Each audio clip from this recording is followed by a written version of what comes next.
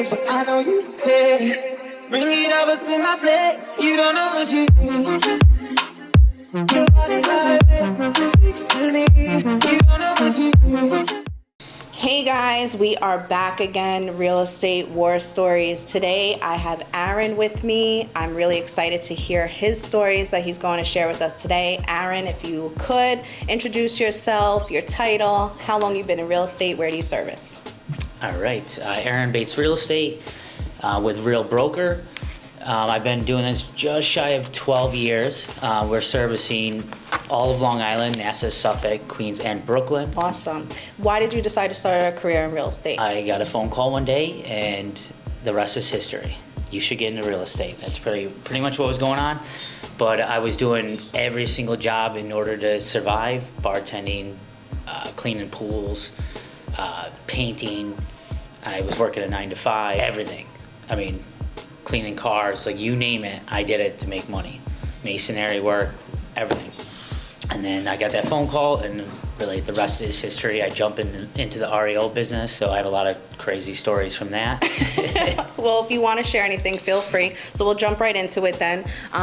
What is your most memorable war story or war stories that you want to share today? I have a lot, but we'll try to keep this in a five-minute segment or something. So, well, I had two different occasions where ambulance was involved. Okay. So one of them, I was working with this couple who had 2 kids, working with them for several months.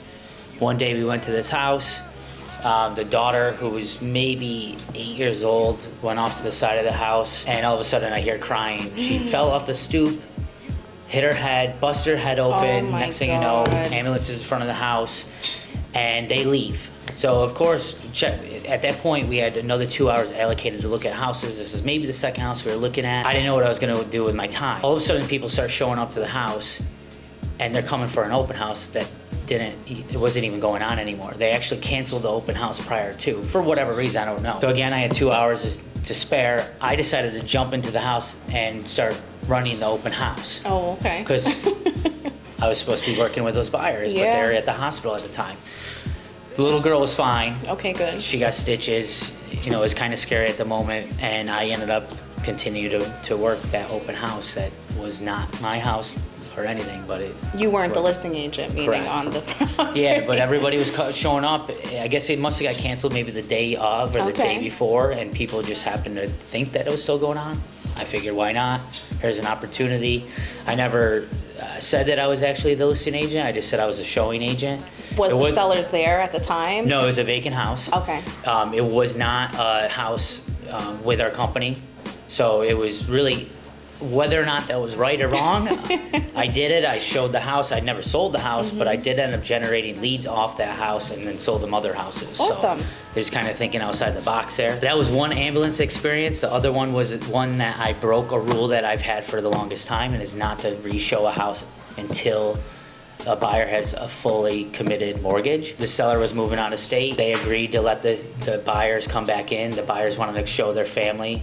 It was in the crazy market that we were in. So none of the parents got to see the house, so it's 2 sets of parents, the buyers, their kids, the buyer's agent, myself. There had to have been about 12, 13 people, I think, in the house. Very nice property, everything, and the back of the house was multiple layers or something. And the father, who's probably in his 80s, fell once. Then he fell a second time. Second time it looked like he might have threw himself down, and next thing you know, breaks his hip, ambulance is coming. Buyer tries to get out of the contract, which in terms of the contract, they had no reason to actually be able to get out. And you know, the seller said, we'll take your down payment if you don't.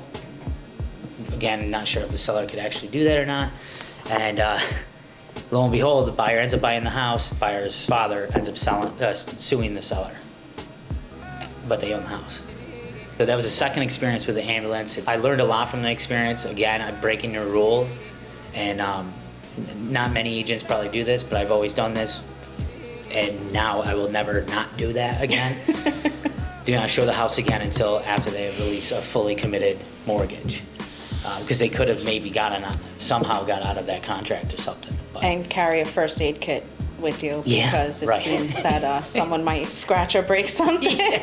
Yeah, especially, and that's only 2 ambulances. I have a feeling there might have been a third one involved in another house. And, I'm not the one pushing them. All right, so if you're with this guy, have 911 on speed dial because apparently, just kidding. I'm just kidding. Yeah, no, true story. Another one has nothing to do with the ambulance. This is early on, probably my first or second year. I always say, don't ever assume anything. But if you're getting a key from a office, like say it's a vacant house or it's an occupied house, whatever it may be, you're getting a key from an office that you would just go there and open up the house, whether it's in a lockbox or you're getting from the office. Well, that day he called, he had to pick up a key, come back, open up the door. I never knock. Learning experience, always knock. I open up the door. What happens? I have a naked guy come flying at me. Naked girl goes flying across the living room. and I turn around for a minute and my 2 clients are at the street, about 20 feet behind me. Because this guy came so fast. I was like, whoa, what's going on? And turns out they were having a little sexy time in the living room. They were tenants. They occupied this house. But the office failed to tell me that. Also a learning experience. Ask, because you never know. And knock. Guy calmed down. They both put clothes on. We showed the house. My clients came in. They never bought the house. And yeah, always knock. Did you say something to the clients when you saw this going on before they were coming up to the door? Oh, no, it happened so fast, and they moved so fast. I can't believe it. It was a matter of like 30 seconds of chaos, and I didn't even know how to react. I was just like, whoa, we're good. And then I'm thinking they're right behind me, because they were, my clients. They're at the street. Okay. Because they were freaked out. Well, We didn't know what was going on. It was awkward for the tenants showing after that. Yeah, I would think so, but they were really cool about it. Like, Okay. it was wild. Literally. Yeah. Had I asked the questions, or maybe even the office told me it is tenant occupied, they didn't say anything. Here's the key. That's it. There was no description, or there was nothing in the remarks or anything saying, "Hey, this house is occupied by tenants."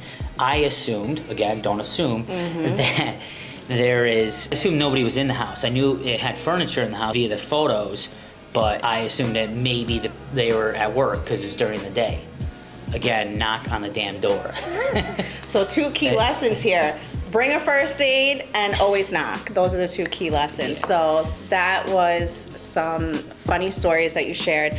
If there's one thing that you want to share that you wish you would have known when you first started your business that may be helpful to some new agents now, or just helpful in general, what is one thing you would like to share? I say this often now because there's a lot of things I wish I did do. Do all the heavy lifting up front. When you're meeting somebody, database it. When you're taking notes on it, you're actively putting together systems and processes. Because once you get to a point where you're so busy in the day-to-day working in your business, not on it, you don't do it, or you will never get to it. And it's hard to move forward. It's hard to be going forward and then take a couple steps back. So organize.